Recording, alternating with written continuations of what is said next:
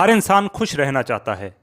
कुछ लोगों को पैसे से खुशी मिलती है, तो कुछ लोग lifestyle, exercise, hobbies, education, friends या फैमिली वगैरह से खुशी महसूस करते हैं। हालांकि आज की इस समरी में आपको बताया जाएगा कि खुशी आपके अंदर ही है। सिर्फ आप डिसाइड कर सकते हैं कि आप खुशी किससे चाहते हैं। आप अपने माइंड को कंट्रोल कर सकते हैं, इसलिए आप खुशी को भी हासिल कर सकते हैं। आपके साथ डेली चाहे कुछ भी हो रहा हो, इससे कोई फ़र्क नहीं पड़ता आपकी एजुकेशन क्या है, आपके पास पैसा कितना है, आपका लाइफस्टाइल कैसा है। हर परिस्थिति में खुशी को आप खुद ही डिसाइड कर सकते हैं और ढूंढ सकते हैं। तो देरी किस बात की, विदाउट वेस्टिंग एनी टाइम शुरू करते हैं आज की बुक समरी, जिसका नाम है you can be happy no matter what, जिसे लिखा है रिचर्ड कार्सन ने।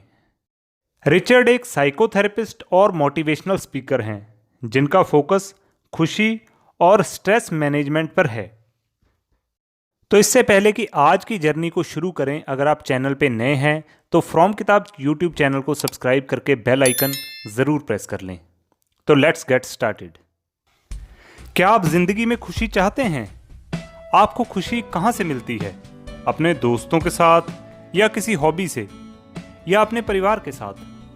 हर कोई चाहता है कि उसकी लाइफ में खुशियाँ ही खुशियाँ रहें, लेकिन खुशी कहीं बाहर से नहीं आती, ये हमारे अंदर ही होती है।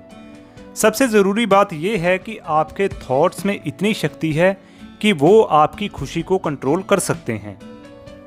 हैप्पीनेस एक चॉइस है जो आप चुनते हो। आप जो सोचते हो वह हकीकत में बदल जाता है।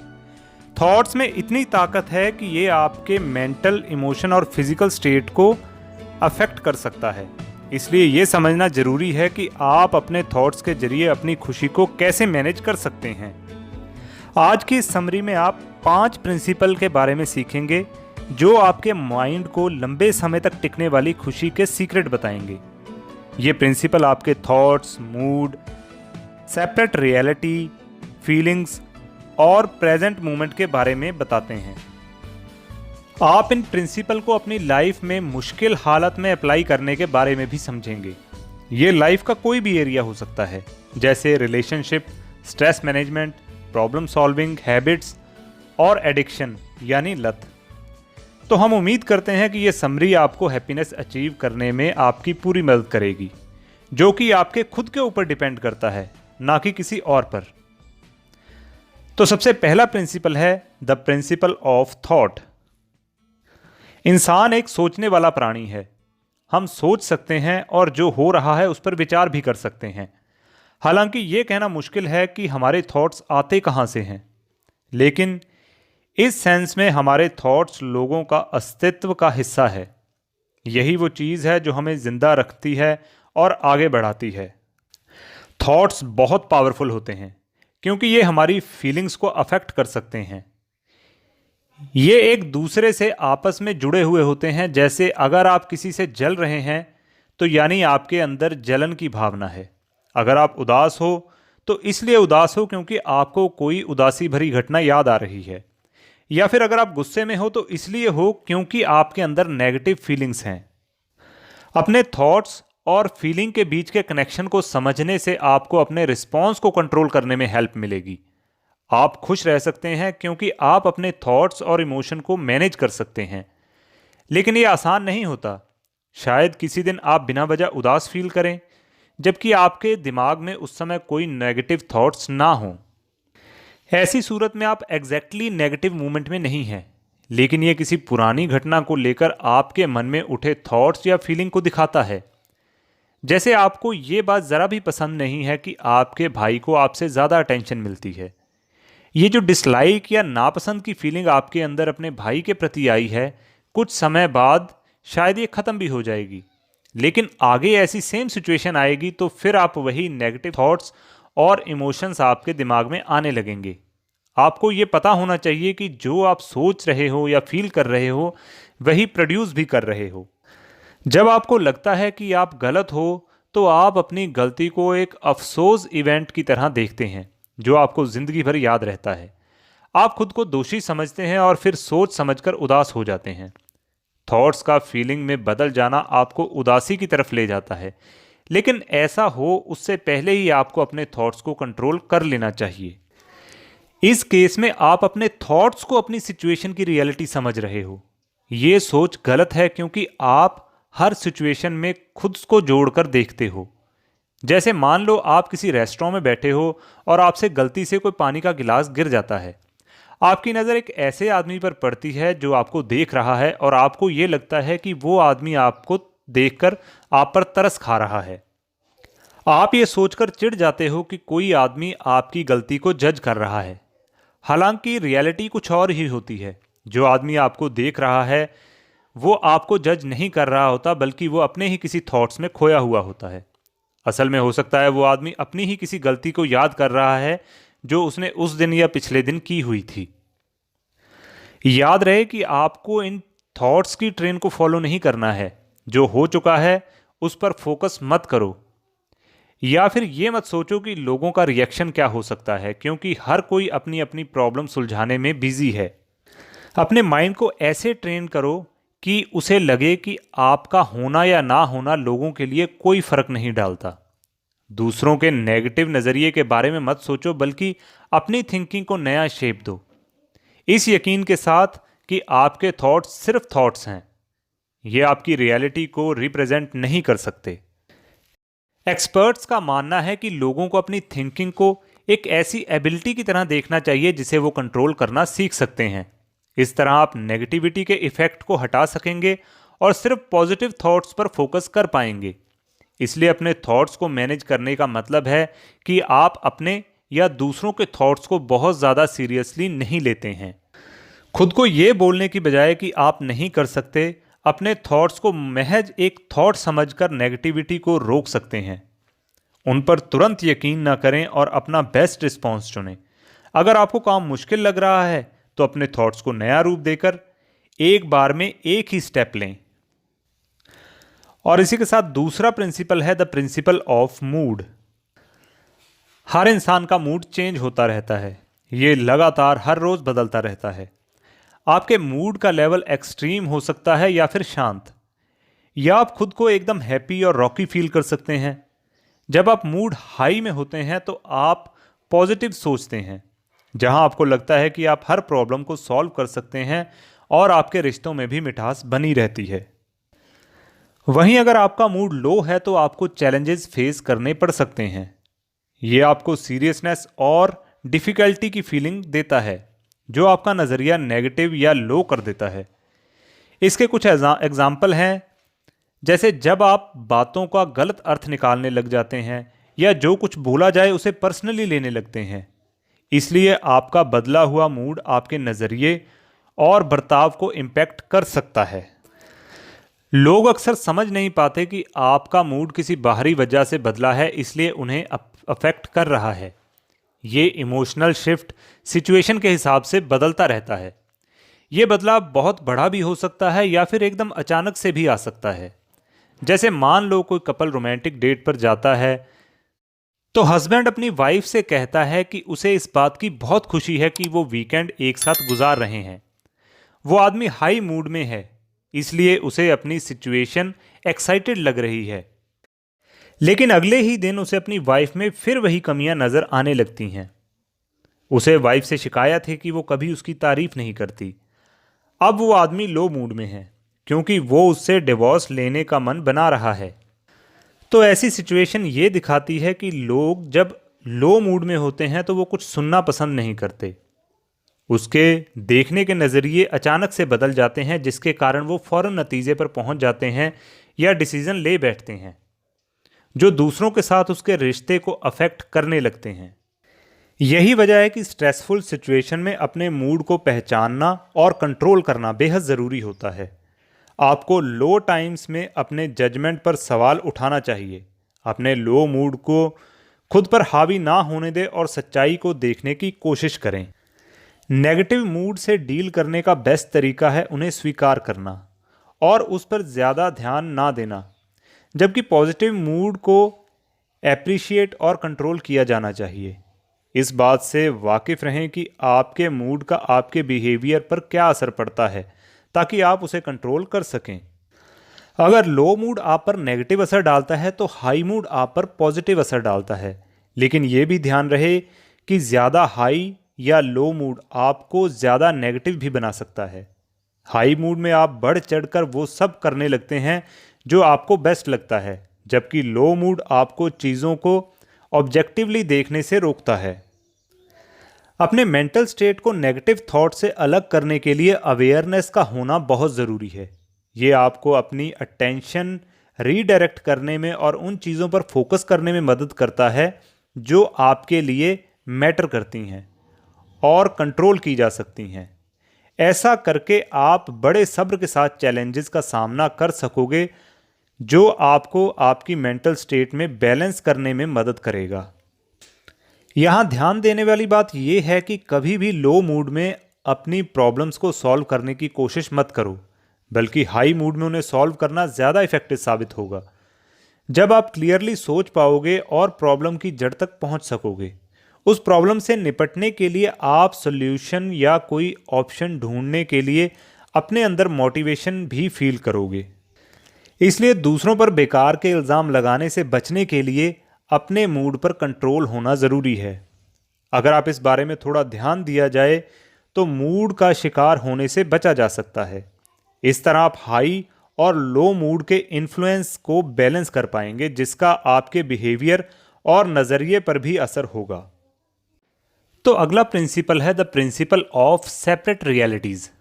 हर इंसान अलग होता है, इसलिए सब एक जैसा देख या सोच नहीं सकते, क्योंकि सबका अपना अलग बैकग्राउंड होता है, अपनी मेमोरी, इंटरप्रिटेशन और नज़रिया होता है। इसलिए आपको पहले ये पता होना चाहिए कि लोग अलग तरीके से चीज़ों को इंटरप्रेट या उन पर रिएक्ट कर सकते हैं। झगड़े से बचने के लिए आपको चाहिए कि आप अपना नज़रिया किसी के सामने साबित करने की कोशिश ना करें, ना ही दूसरों से यह उम्मीद करें कि वो आपके नज़रिए को समझेंगे, क्योंकि हो सकता है कि उनका बैकग्राउंड आपसे अलग हो, जिसके बारे में शायद आप नहीं जानते हों। अगर कोई आपके ओपिनियन के खिलाफ कुछ बोलता है तो इस बात पर भी बुरा मत मानो। हमेशा याद रखें कि दो या दो से ज़्यादा लोगों के बीच सच में अपने अपने विज़न हो सकते हैं।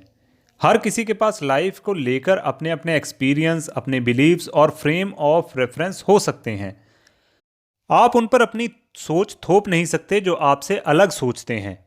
आपको ये स्वीकार करना होगा कि उनका सच आपके सच से अलग हो सकता है, बजाय इसके कि आप बार बार खुद को सही साबित करने की कोशिश कर रहे हों। दूसरों का वो सच जो आपसे अलग है, जब आप उसे स्वीकार करना सीख जाते हो तो आप उन्हें और उनकी भावनाओं को समझने लगते हो। ये आपको आगे बढ़ने के मौके देता है, क्योंकि फिर आपको दूसरों का नज़रिया गलत या छोटा नहीं लगेगा। आप बिना जज किए खुले मन से नए थॉट्स को सुनने और स्वीकार करने के लिए तैयार हो जाएंगे। उनकी पोजीशन को समझने और अपनी मर्जी से उनके साथ एडजस्ट करना सीख जाओगे। इस बात को यहाँ एक एग्जाम्पल से समझते हैं। स्टेसी के पेरेंट्स ने बचपन में उसके लिए एक बेबी सिटर हायर किया था। स्टेसी ये सोचकर हैरान होती थी कि उसके पेरेंट्स ने ये जिम्मेदारी खुद क्यों नहीं उठाई। जैसे जैसे वो बड़ी होती गई, इस बात को लेकर उसके मन में गुस्सा बढ़ता गया, लेकिन बाद में आखिर में उसे ये समझ आया कि उसके पेरेंट्स ने ये डिसीजन क्यों लिया था, क्योंकि उस वक्त उनके पास और कोई रास्ता नहीं बचा था। और तब स्टेसी के दिल में अपने पेरेंट्स के लिए पहले जैसी इज्जत वापस आ गई थी। ये इस बात पर डिपेंड करता है कि उस मोमेंट में उनके लिए क्या सच था। अगर आप ऐसा माइंडसेट रखते हैं तो आप कभी भी पर्सनली किसी बात को नहीं लेंगे, यानी खुद पर पर्सनल अटैक जैसा नहीं मानोगे। इसका नतीजा ये होगा कि आपके सारे शक और इल्ज़ाम की जगह एक दूसरे के प्रति रिस्पेक्ट और प्यार में बदल जाएगा, जो आपके सारे आपसी मनमुटाव को दूर कर देगा। अब आपको यकीन हो जाएगा कि आप हमेशा दूसरों की सोच नहीं बदल सकते, क्योंकि हर किसी का जन्म से लेकर आपसे मिलने तक का अपना अपना एक्सपीरियंस रहता है। दूसरों का नज़रिया बदलने की कोशिश मत करो। दूसरों की बात को सुनो और समझो। शांति से बात करो और नेगोशिएशन के लिए तैयार रहो। इससे क्या फ़र्क पड़ता है कि कौन सही है और कौन गलत। ज़रूरी तो ये है कि आप लोगों के डिफरेंसेस स्वीकार करना सीखो और अपने भी। इस माइंडसेट के साथ आप दूसरों के प्रति अपनी इंटॉलरेंस को टॉलरेंस में बदल सकते हैं, जहां आप उन्हें खुद से अलग एक सेपरेट रियलिटी की तरह देख सकेंगे। फिर आप सिचुएशन को समझ पाएंगे और अपने रिएक्शन को कंट्रोल कर पाएंगे। इससे आपका डिफेंसिव रिस्पॉन्स भी दूर होगा और आपका दिल नए बिलीफ, ओपिनियन, आइडियाज़ और रिएक्शन को एक्सेप्ट करने के लिए खुलने लगेगा और आप उन फ्रस्ट्रेशन और स्ट्रेस से बचे रहेंगे जो उन रियलिटी से आता है जिससे आपको सेपरेटली डील करना पड़ता है। और इसी के साथ अगला प्रिंसिपल है द प्रिंसिपल ऑफ फीलिंग्स। ज़्यादातर लोग अपनी ज़िंदगी जीने के लिए अपनी फीलिंग्स पर भरोसा करते हैं। ये उनके लिए लाइफ के हर सिचुएशन में एक वार्निंग लाइट की तरह काम करता है। अच्छे और बुरे हालात आपकी फीलिंग को सिग्नल देते हैं और आपके माइंड को मेंटल एडजस्टमेंट के लिए कमांड देते हैं। अगर सामने मुश्किल हालात आए तो आपकी फीलिंग्स नेगेटिव में बदल जाती है। आपको गुस्सा आने लगता है, आप स्ट्रेस, अकेलापन, डिप्रेशन या एंजाइटी जैसा फील कर सकते हैं। यह फीलिंग्स आपके माइंड के करंट स्टेट को डिज़ाइन कर सकती है। उस सिचुएशन को आपकी हकीकत मान लेना आपको बुरी तरह से प्रभावित करने लगेगा, क्योंकि उस वक्त आप नेगेटिविटी से भरे हुए होते हैं। अब यहाँ होता यह है कि आप अपनी अनस्टेबल फीलिंग को सच मान लेते हैं। याद रहे, हमारे थॉट्स हमारे मूड पर गहरा असर डालते हैं। अगर आप नेगेटिव सोचेंगे तो फील भी वही करेंगे। ऐसे डिस्टर्ब माइंड के साथ अपने सवालों का जवाब ढूंढना आपके लिए बहुत मुश्किल होता है।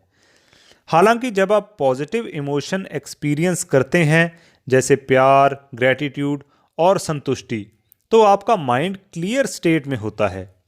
इस वक्त आपका माइंड हेल्दी है क्योंकि आपको कोई चिंता या टेंशन नहीं है। इसलिए ऐसे माइंडसेट के साथ आप जिंदगी के हर पहलू को बड़े इफ़ेक्टिव तरीके से मैनेज कर सकते हैं।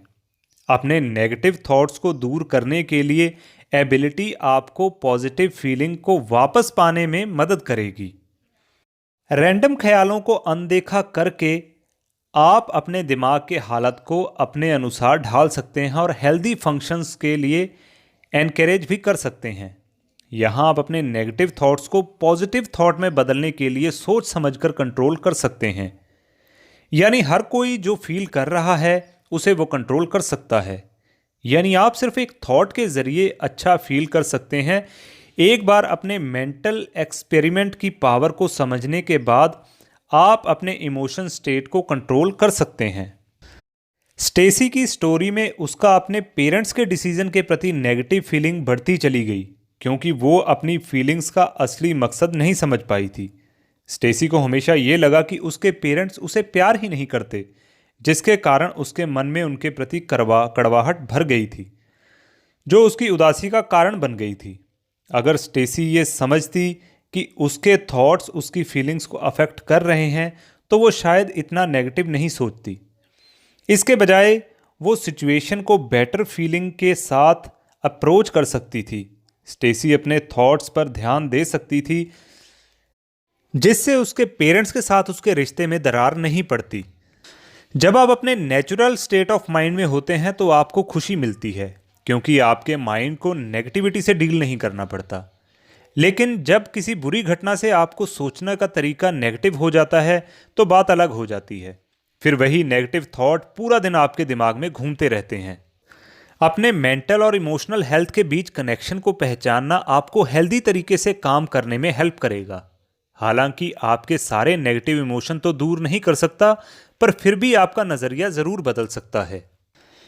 ये आपका ऐसा टूल होगा जो आपको अपने पॉजिटिव स्टेट में वापस लाने और खुश रहने में मदद करेगा। एक हेल्दी माइंड आपको प्रॉब्लम को सॉल्व करने और टेंशन फ्री रहने में भी मदद करेगा। इससे आप समझदारी और कॉमन सेंस के साथ काम करने लगेंगे और उन चीज़ों के बारे में बार बार सोचने से बचेंगे जो आपको परेशान करती हैं या जिन पर आपको गुस्सा आता है। आप अपने पॉजिटिव या नेगेटिव फीलिंग्स की जड़ को समझ पाएंगे और उससे डील करना समझ जाएंगे। और इसी के साथ फिफ्थ यानी आखिरी प्रिंसिपल है the principle of the present moment. Present moment में जीने की जानी मानी सलाह है, लेकिन इसे बहुत कम लोग अप्लाई करते हैं। अपने पास्ट एक्सपीरियंस को समझे बिना आप प्रेजेंट में नहीं रह सकते। आमतौर पर थेरेपिस्ट आपको अपना पास्ट याद करने को कहते हैं ताकि उनसे सबक लेकर आप उसे प्रेजेंट में अप्लाई कर सकें। पास्ट के नेगेटिव फीलिंग और थॉट्स पेशेंट को खुलकर अपने मन की बात कहने में मदद करते हैं, लेकिन ये आपके प्रेजेंट सेल्फ के सोचने और अपनी समझदारी को इस्तेमाल करने की एबिलिटी को अफेक्ट कर सकता है। इसका नतीजा ये होता है कि आपकी लाइफ ऑफ क्वालिटी बढ़ने की बजाय घटने लगती है।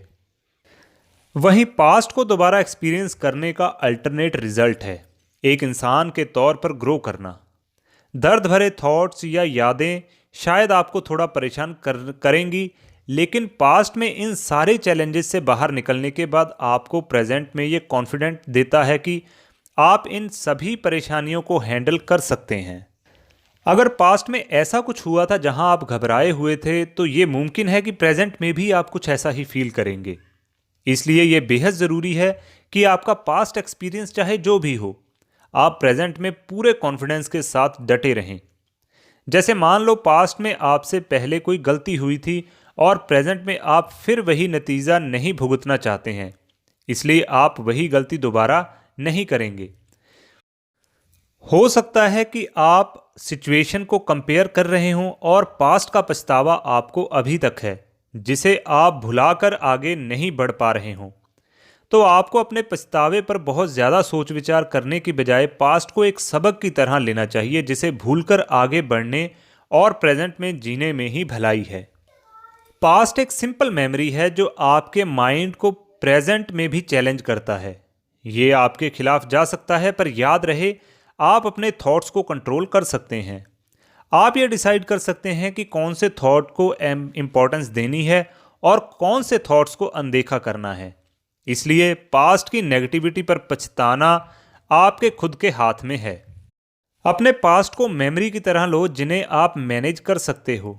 ये सच है कि जो आप आज हो अपने कल की वजह से हो, लेकिन सेम सिचुएशन आपको कुछ पल रुकने और ये समझने का मौका देती है कि आप अब चीज़ें पहले जैसी नहीं रही। चाहे आपको सिचुएशन सेम लगे, लेकिन रिसोर्सेज की अवेलेबिलिटी और आपके जीने का तरीका अब अलग है। इसलिए आप हमेशा अपने पास्ट को कंपेयर और उसका यूज़ नहीं कर सकते। आपका पास्ट आपके लिए सिर्फ एक लेसन की तरह है जो आपको गाइड करता रहेगा, लेकिन उन पर बहुत ज़्यादा डिपेंड होने की ज़रूरत नहीं है, क्योंकि ऐसा करने से आप ये भूल सकते हैं कि आपकी प्रेजेंट सिचुएशन पास्ट वाली सिचुएशन से काफ़ी अलग है। और इस फ़र्क को जानने के बाद अब बारी आती है अपने माइंड को रीडायरेक्ट करने की और प्रेजेंट पर ध्यान देने की। आपके पास जो अभी है उस पर ध्यान दो, क्योंकि आप बीता हुआ वक्त लौटा नहीं सकते। हमने यहाँ हर हाल में खुश रहने के 5 प्रिंसिपल डिस्कस किए। अगले चैप्टर में हम ये डिस्कस करेंगे कि आप इन प्रिंसिपल्स को अपनी डेली लाइफ में कैसे अप्लाई कर सकते हैं। तो इसी के साथ अगला चैप्टर है applying the principles in relationship. किसी भी रिलेशनशिप को निभाने के लिए दिल में एक दूसरे के प्रति रिस्पेक्ट होना बहुत ज़रूरी है, और साथ ही ओपन कम्युनिकेशन और सच्चा प्यार भी उतना ही ज़रूरी है। ये इमोशनल स्टेट के साथ शुरू होता है जहां पार्टनर्स आपसी रिश्ते में सेटिस्फाइड रहते हैं। उनकी ये सेटिस्फेक्शन अच्छी फीलिंग को ट्रिगर करती है और पार्टनर्स के बीच आपसी मतभेद को दूर कर देती है। एक खूबसूरत रिश्ते के लिए एक दूसरे की साइकोलॉजिकल हेल्थ को समझना भी बेहद ज़रूरी है। इसमें ओपन कम्युनिकेशन भी शामिल है, जहां इंसान खुद को इतना सेफ फील कर पाते हैं कि अपनी चिंता को डिस्कस कर पाते हैं और मिलकर प्रॉब्लम को सुलझाने की कोशिश करते हैं। दूसरे के थॉट पर सवाल उठाने की आदत की वजह से रिश्तों में दरार बढ़ती है, लेकिन एक दूसरे की कमियों को इंसान की पर्सनैलिटी का एक इंटरेक्टिव हिस्सा समझना आपसी मतभेदों को भुलाने के लिए बेहद ज़रूरी है। ये इस बात को पहचानने और समझने पर जोर देता है कि सबका इंटरेस्ट और नज़रिया अलग अलग हो सकता है। एक दूसरे की कमियों को स्वीकार करने का मतलब ये नहीं कि आप एक दूसरे की गलतियों को अनदेखा कर दें। उन्हें पहचानना आपकी आपसी समझ को बढ़ाएगा और आप इतना पेशेंस रख पाएंगे कि अपने पार्टनर को सुने कि वो क्या कहना चाहता है। जब आप अपनी समझ को बढ़ाएंगे तो दूसरों की बात आपको कम परेशान करेंगी और उनकी बात को, उनके विचारों को अपने दिल पर नहीं लेंगे। इससे आपके दिल में उन लोगों के लिए प्यार, इज्जत की भावना जागेगी जो आपके लिए ज़रूरी हैं, जैसे आपके पार्टनर, आपके फ्रेंड्स, रिश्तेदार, पड़ोसी वगैरह। किसी भी रिश्ते की खूबी उन सब लोगों की फीलिंग्स पर डिपेंड करती है जो उस रिश्ते से जुड़े होते हैं। पॉजिटिव फीलिंग जहां रिश्तों में मिठास लाती है, वहीं नेगेटिव फीलिंग कड़वाहट से भर देती है। आप बात करते वक्त अपने टोन और अपने शब्दों के पीछे छुपी हुई भावनाओं को कंट्रोल कर सकते हैं, इन फीलिंग को हैंडल कर सकते हैं। कम्युनिकेशन खुद को एक्सप्रेस करने का बेस्ट तरीका है। ये ज़्यादा असरदार है क्योंकि आप अपने थॉट्स और फीलिंग को डिस्कस कर सकते हैं। ये आपको एक मौका देता है लोगों तक अपनी बात पहुंचाने का। ये एक अच्छा तरीका है उस बात को सामने रखने का जो आपको सही लगती है। दूसरे लोग शायद आपको गलत समझते हैं, पर अपनी फीलिंग शेयर करने से कभी भी डरो मत। लोगों का बिहेवियर नेचुरली गुस्से, इनसिक्योरिटी, निराशा और शर्मिंदगी में बदल जाता है। ये सब सिचुएशन पर डिपेंड करता है। बदलाव एक नेचुरल चीज़ है जिसे टाला नहीं जा सकता।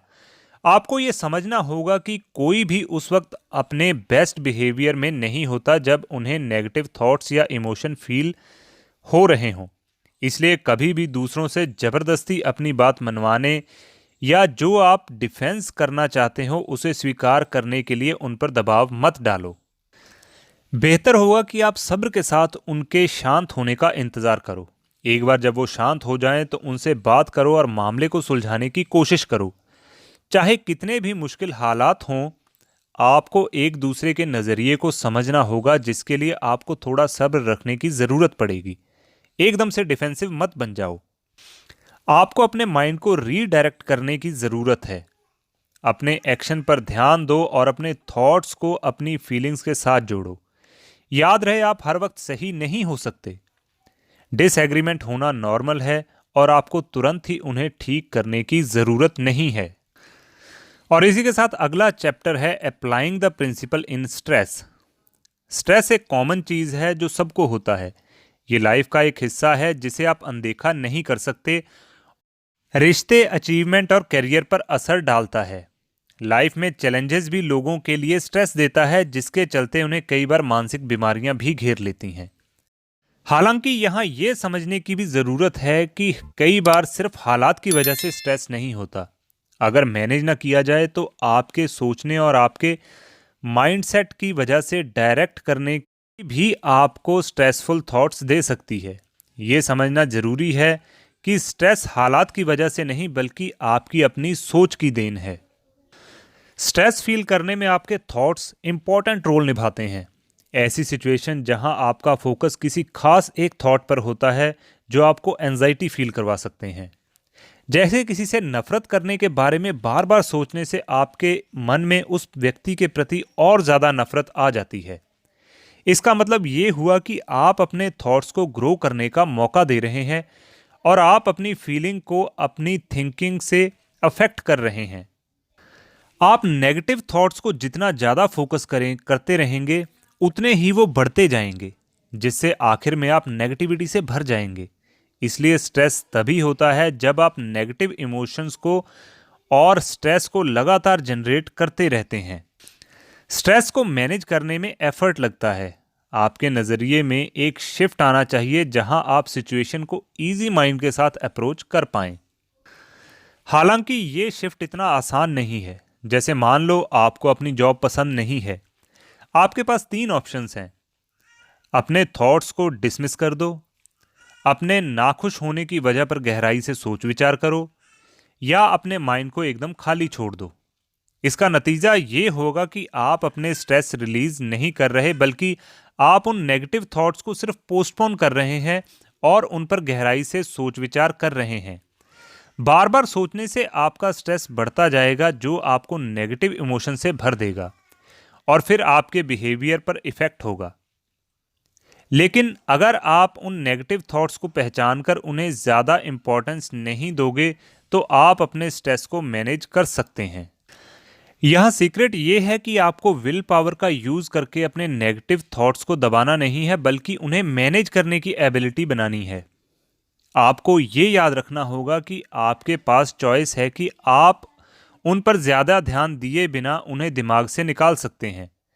इस बात से वाकिफ रहें कि आपके थॉट्स आपकी अपनी देन है, तो ये भी आप ही को डिसाइड करना है कि उससे किस तरह से डील करना होगा। स्ट्रेस मैनेजमेंट का स्किल तब आता है जब आप उन थॉट्स को दूर करना सीख जाते हो जो आपकी मेंटल हेल्थ और खुशियों के आड़े आ रही है। इसका मतलब है कि जो चीज़ आपके कंट्रोल में नहीं है उसे जाने दो, और जो आप कंट्रोल कर सकते हो उस पर पूरा फोकस करो, चाहे स्ट्रेस लेवल कितना भी गहरा और अनकंफर्टेबल क्यों ना हो। जब स्ट्रेस मैनेज हो जाता है तो जिंदगी में संतुष्टि, खुशी और शांति सब कुछ आसानी से पाया जा सकता है। याद रखें, स्ट्रेस सिर्फ आपको ट्रिगर करता है, इसलिए स्ट्रेसफुल सिचुएशन से निकलने के लिए सोच समझकर डिसीजन लें। अपने थॉट्स और एक्शन को रुकने का सिग्नल देना ज़रूरी है। और इसी के साथ अगला चैप्टर है applying the principles in problem solving. अपने सिचुएशन को चेंज करना हमेशा ज़रूरी नहीं होता। किसी प्रॉब्लम को इफ़ेक्टिव तरह से हैंडल करने के लिए सिर्फ ये समझने की ज़रूरत है कि प्रॉब्लम और आपके मूड के बीच क्या कनेक्शन है। यहाँ इस बात पर जोर दिया जाता है कि अपने मूड को मैनेज करके आप चैलेंजेस से बाहर निकलें के बजाय कि आप किसी एक्सटर्नल चेंज पर डिपेंड रहें। सिचुएशन हमेशा न्यूट्रल होती है, बस आपके थॉट्स और नज़रिया उसका एक अलग मतलब निकाल लेते हैं। हालात के बदलने का इंतज़ार करने के बजाय मूड के चेंज होने का इंतज़ार करें। जब आपका मूड अच्छा होगा तो आपकी पॉजिटिव फीलिंग समझदारी और कॉमन सेंस का यूज़ कर पाती है। फिर ये आपको सॉल्यूशन निकालने में मदद करती है।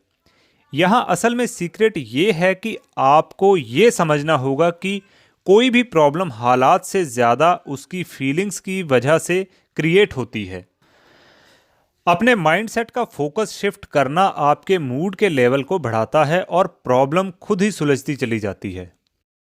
तो कहने का मतलब है कि खुशी किसी एक्सटर्नल सिचुएशन की मोहताज नहीं है। ये तब होता है जब आप चैलेंजेस से डील करते हो और लो मूड में प्रॉब्लम सॉल्व करने की वजह से आपकी एनर्जी वेस्ट नहीं होती। जैसे फ्रेड हमेशा पैसे की वजह से परेशान रहता था। उसे लगता था कि इतनी मेहनत करने के बावजूद भी उसके पैसे की कमी पूरी नहीं हो रही है। लगातार इसी बारे में सोच सोच कर वो काफ़ी फ्रस्ट्रेट और दुखी होने लगा था। फ्रेड को लगने लगा था कि उसकी फ्रस्ट्रेशन उसके अनप्रोडक्टिव माइंड की वजह से है। वो रुक गया, अपने माइंड को शांत किया और तब वो पॉजिटिव मेंटल स्टेट में आया और फिर उसके सवाल का उसे जवाब मिला। फ्रेड समझ गया कि प्रॉब्लम पर बहुत ज़्यादा फोकस करने से कुछ हासिल नहीं होगा। उसे अपना जवाब अपनी एक हॉबी से मिला जो वो कई सालों से कर रहा था। फ्रेड ने जब शांत दिमाग से सोचा तो उसका नज़रिया भी बड़ा हुआ। उसने अपनी हॉबी को एक सक्सेसफुल बिजनेसमैन के तौर पर बनाया, जिससे उसकी पैसों से जुड़ी हुई सारी परेशानियां दूर हो गई। प्रॉब्लम पर बहुत ज़्यादा फोकस करना एक ऐसी आदत है जिसे छोड़ना मुश्किल होता है। जितना ज़्यादा आप क्या गलत हो गया ये सोचते हैं, उतनी ही बड़ी प्रॉब्लम आप पर हावी होती चली जाती है। इसलिए आपको प्रॉब्लम पर फोकस करने वाली थिंकिंग की हैबिट को तोड़ना होगा। प्रॉब्लम पर ज़्यादा फोकस करने की बजाय अपनी पॉजिटिव फीलिंग को मजबूत करने पर ज़्यादा ध्यान दें। फोकस का ये शिफ्ट प्रॉब्लम को अवॉइड करना नहीं, बल्कि सॉल्यूशन के लिए मेंटल स्पेस क्रिएट करना है। पास्ट की प्रॉब्लम से डील करने के लिए आपके अंदर इस अंडरस्टैंडिंग का होना बहुत ज़रूरी है। अगर ये मुद्दे अब सिर्फ आपकी यादों में रह गए हैं तो ये आपको प्रेजेंट में तंग नहीं करेंगे। इसलिए इन ख्यालों से घबराओ मत। बीते हुए कल के दायरे से बाहर निकलो और जो बीत चुका है उसे भुलाकर आगे बढ़ते रहो। सबसे ज़रूरी ये है कि आप पॉजिटिव फीलिंग के स्टेट में रहें, जो एक शांत दिमाग और संतुष्ट मन की सबसे बड़ी निशानी है। इस स्टेट में आपके लिए प्रॉब्लम को सॉल्व करना आसान हो जाएगा। अपने थॉट्स को पहचानना आपको चैलेंजेस से बाहर निकालेगा और लाइफ में खुशी को बढ़ाएगा। और इसी के साथ अगला चैप्टर है applying the principles in happiness. खुशी माइंड का एक स्टेट है। ये आपके साइकोलॉजिकल हेल्थ के नेचुरल एक्सपेक्ट से आती है, जहां एक सुख देने वाली फीलिंग को लगातार एक्सपीरियंस किया जा सकता है। एक्सटर्नल फैक्टर्स चाहे कुछ भी हों, जब तक आप अपने साइकोलॉजिकल हेल्थ को नहीं जानते, आप खुश नहीं रह सकते। यहाँ तक कि इस प्रोसेस में आपके नेगेटिव थॉट्स भी दखल दे सकते हैं। हैप्पीनेस एक प्रेजेंट एक्सपीरियंस है। ये एक नेचुरल स्टेट है जो तब जागता है जब माइंड को आराम करने दिया जाता है। इस आराम से हमारा मतलब आलस से नहीं है, बल्कि इससे आप अपने दिमाग को एनालिसिस का प्रेशर दिए बिना इंफॉर्मेशन एब्जॉर्व करने का मौका देते हैं। खुशी के इस स्टेट में पुराने प्रॉब्लम्स के लिए सल्यूशन निकल सकते हैं, जिससे रैशनल डिसीजन और क्रिएटिव नज़रिया उभर कर आता है। जबकि पास्ट में रहना या गलतियों से बार बार पछताना आपको खुशी नहीं देता। अपनी फीलिंग्स के प्रति ईमानदार रहने का भी खुशी के साथ एक कनेक्शन है। आपको अपने नेगेटिव थॉट्स पर तुरंत रिएक्ट करने की ज़रूरत नहीं, बल्कि आपको तब तक वेट करना चाहिए जब तक आप खुद बेटर फील ना करने लगें। इस वेटिंग पीरियड में आपको नेगेटिविटी को दूर करने और अपने नज़रिए को क्लियर करने का टाइम मिल जाएगा। इसलिए जो लोग सेल्फ रियलाइजेशन एक्सपीरियंस कर रहे हैं, उन्हें अपने बेतुके नेगेटिव थॉट्स को समझने का मौका मिलेगा। इससे उनका कॉमन सेंस और समझ दोनों बढ़ेगी और वो ज़्यादा क्लियर माइंड के साथ डिसीजन ले पाएंगे। हैप्पीनेस एक इंटरनल फीलिंग है जो बाहरी फैक्टर्स पर डिपेंड नहीं करती। लोग अक्सर अपनी खुशी को किसी कंडीशन से जोड़ देते हैं। उन्हें लगता है कि किसी खास गोल को अचीव करने के बाद ही उन्हें सच्ची खुशी मिलेगी। लेकिन ये अप्रोच सही नहीं है, क्योंकि ये आपको खुशी के पल एंजॉय नहीं करने देती। अपनी खुशी के लिए किसी टेक्निक, रिचुअल या किसी खास मौके का इंतज़ार मत करो, बल्कि ये समझने की कोशिश करो कि खुशी एक फीलिंग है जिस पर अगर ध्यान दिया जाए तो आप कभी भी इसे एक्सपीरियंस कर सकते हैं। अगर आप खुशी की स्टेट में हैं तो आपका माइंड ज़्यादा क्लियर सोचेगा। आप अपने नेगेटिव थॉट्स को दूर करके ज़्यादा समझदारी और कॉमन सेंस को एक्सेस कर सकते हैं। हद से ज़्यादा सोचे बिना खुशी की फीलिंग में रहने आपको एक चॉइस देता है कि जो चीज़ आपको दुख दे आप उसे ठुकरा सको। इस तरह आप खुशी के पीछे नहीं भागते, क्योंकि आप खुशी को अंदर से जगाते हैं। जो खूबसूरती ये जिंदगी में आपको देता है, आप इसे एप्रिशिएट कर सकते हैं। अपने प्रेजेंट मोमेंट को एप्रिशिएट करना किसी बाहरी वजह से खुशी ढूंढने की तुलना में कहीं ज़्यादा आसान है। इसके अलावा जो आपके कंट्रोल में नहीं है, उसे जाने देना आपके माइंड की असलियत में रूबरू करवाता है। यह आपको फीलिंग में पॉजिटिव स्टेट में रखने, खुश और संतुष्ट रहने की वजह देता है। और इसी के साथ अगला चैप्टर है applying the principle in habits and addictions. Habit और एडिक्शन एक कॉमन साइकोलॉजिकल मैकेनिज्म से आता है। इसमें फोकस इस बात पर रहता है कि हैबिट के नेचर को और वो कैसे डेवलप होता है, इस बात को समझा जाए। इस टर्म के साथ हैबिट और एडिक्शन एक अनकंट्रोलेबल बिहेवियर को डिस्क्राइब करने के लिए यूज होता है। इसमें कोर आइडिया ये है कि हैप्पीनेस एक नेचुरल पॉजिटिव फीलिंग है जो इंसान के अंदर से आती है। जब कोई पॉजिटिव माइंड से सोचता है तो उसे बैलेंस और शांति का अनुभव होता है।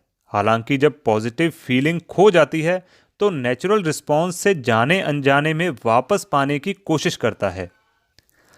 जबकि लोग बिना सोचे समझे पॉजिटिव फीलिंग को बाहरी चीज़ों से पाने की कोशिश करते हैं, जिसके चलते वो किसी बुरी आदत या एडिक्शन के शिकार हो जाते हैं। एडिक्शन के कुछ एग्जाम्पल हैं शराब और सिगरेट पीना, ज़्यादा काम करना, या फिर फूड, ड्रग्स, एक्सरसाइज या जुए और सेक्स जैसी लत का लग जाना। इसलिए हैबिट और एडिक्शन की लत तभी लगती है जब आपके अंदर एक खालीपन को भरने की कोशिश की जाती है या आपके अंदर पॉजिटिव फीलिंग की कमी होती है। इसका मतलब ये हुआ कि हैबिट को हम किसी इंसान के सोचने के तरीके से ट्रेस कर सकते हैं। किसी हैबिट को जितना अटेंशन दिया जाएगा वो उतनी ही गहराई से आपके दिमाग में जड़ें जमा लेगी। इसका यह भी मतलब है कि हैबिट के नेगेटिव पावर को रोकने के लिए कमिटमेंट की जरूरत पड़ेगी। रिकवरी के लिए हैप्पीनेस का होना और गोल तक पहुंचने के लिए इरादे को समझने की भी ज़रूरत होगी। इसके अलावा किसी हैबिट या एडिक्शन से छुटकारा पाने के लिए इंसान का साइकोलॉजिकल हेल्थ भी इम्पॉर्टेंट रोल निभाता है। ये इंसान को अपने थॉट से ज़्यादा अटैच हुए बिना उसे समझने और आदतों को नेगेटिव थॉट के रूप में देखने में मदद करता है। इंसान का मेंटल हेल्थ जितना स्टेबल होगा उतना ही उसको क्लियर कारण मिलेगा अपनी बुरी आदतों को छोड़ने का, क्योंकि उनके नेगेटिव इम्पैक्ट के प्रति अवेयरनेस इंसान के माइंडसेट को इन्फ्लुएंस करता है। यही बात तब लागू होती है जब आप अपने गोल को हासिल करने के लिए फोकस करने के लिए अपने माइंडसेट को ट्रेन करते हो। आप जो चाहते हैं उसे हासिल करने के लिए आप सब कुछ करते हैं। आपको अपने सामने आने वाली बाधाओं की परवाह नहीं होती। इसलिए ये आदतों और एडिक्शन पर भी अप्लाई होता है। रोकने की चाह होना ही काफ़ी नहीं है। अपनी आदत को छोड़ने के इरादे को साफ करने के लिए अपने माइंडसेट को अच्छे से बुरे की ओर बदलने की आपकी इच्छा का होना भी ज़रूरी है। वरना अगर आप अपने गोल्स अचीव नहीं करते हैं और जब तक आप बुरी आदत के शिकार बने रहेंगे, आपको तब तक खुशी नहीं मिलेगी। जब आप पॉजिटिव माहौल से दूर रहेंगे जो आपके फिजिकल और मेंटल कैपेबिलिटी में फलते फूलने के लिए ज़रूरी हैं, तो इससे आपके ग्रोथ और डेवलपमेंट पर बुरा असर पड़ेगा। और इसी के साथ दोस्तों अब हम पहुंच गए हैं इस समरी के कंक्लूजन पे। इस समरी से आपने सीखा कि आप किसी भी हालत में खुश रह सकते हैं। सबसे पहले आपने जाना कि आपके नेगेटिव थॉट्स आपकी खुशी के आड़े आते हैं। एक नेगेटिव थॉट नेगेटिव फीलिंग के बराबर ही है, जिसे कंट्रोल किया जाना जरूरी है। याद रहे, आपके थॉट्स आपकी खुद की देन है, इसलिए ये आपके हाथ में है कि आपको कैसे सोचना है और क्या नहीं सोचना है। सेकंड चीज़ हमने जानी कि हमारा इंसान का जो मूड है वो बहुत तेज़ी से बदलता है। कभी हमारा मूड बहुत हाई तो कभी एकदम लो हो जाता है। हाई मूड में पॉजिटिव फीलिंग और लो मूड में नेगेटिव फीलिंग्स आती है। चाहे आपका मूड जैसा भी हो, आपको अपना बिहेवियर और नज़रिया मैनेज करने के लिए अवेयरनेस और कंट्रोल की ज़रूरत है। थर्ड, आपने जाना कि हर किसी के अपने अपने नज़रिए और रियलिटी होती है। आपके और दूसरे के नज़रिए में हमेशा फ़र्क होगा और आपको अपनी पॉजिटिविटी के साथ हमेशा बहस करने की ज़रूरत नहीं, बल्कि लोगों के अलग अलग नज़रिए को समझने और स्वीकार करने की ज़रूरत है। फोर्थ, आपने जाना कि आपकी फीलिंग्स आपको सिग्नल भेजती है कि अपने माइंड के स्टेट को रीडायरेक्ट किया जाए। आपका इमोशनल स्टेट आपके थॉट्स को दिखाता है, इसलिए वार्निंग सिग्नल को पहचानना आपको शांत रहने और अपनी सिचुएशन को समझने में हेल्प करेगा। फिफ्थ, आपने जाना कि आपका पास्ट आपके थॉट की मेमोरी में रहता है, जबकि डेली लाइफ में प्रेजेंट सबसे ज़्यादा मायने रखता है। आपको खुश रहने के लिए सिर्फ इतना करना है कि पास्ट की नेगेटिविटी को खुद पर हावी नहीं होने देना है और प्रेजेंट मोमेंट में जीना है। सिक्स्थ, आपने जाना कि अच्छे रिलेशनशिप के लिए दो या ज़्यादा लोगों के डिफरेंसेस को गहराई से समझने की ज़रूरत है। जब आप किसी इंसान की यूनिकनेस को एक्सेप्ट कर लेते हैं तो आपके लिए उनके इंटरेक्ट करना आसान हो जाता है और फिर आप उनसे अपने रिश्ते सुधार सकते हैं।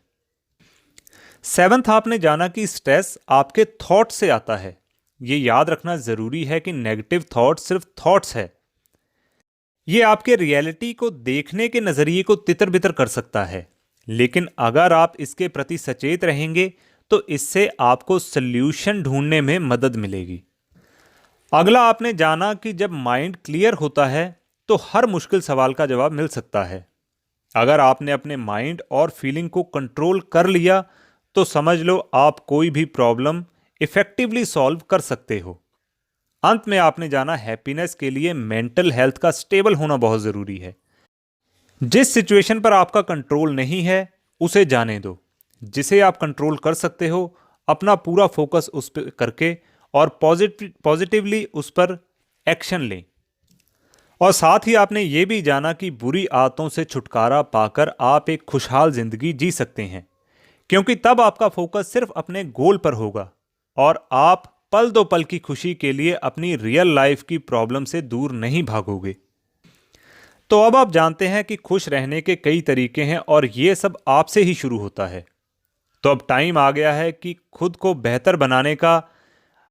आपकी खुशी आपके थॉट्स पर डिपेंड करती है, इसलिए अपने नेगेटिव थॉट्स को चैलेंज करें और खुशी को अपने अंदर ढूंढने की कोशिश करें। तो आज की ये बुक समरी यहीं पर समाप्त होती है। कैसी लगी आपको आज की ये बुक समरी, हमें कमेंट में ज़रूर बताइए। आपका कोई सुझाव हो या आप कौन सी बुक सुनना चाहते हैं, ये भी आप हमें कमेंट कर सकते हैं। अगर वीडियो अच्छी लगी हो तो लाइक करें, बुरी लगी हो तो डिसलाइक करें, लेकिन अपनी प्रतिक्रिया ज़रूर दें। तो इसी के साथ मुझे राजविंदर सिंह को दीजिए इजाज़त। मिलते हैं नई एक वीडियो में नई समरी के साथ। तब तक के लिए रखिए अपना ध्यान।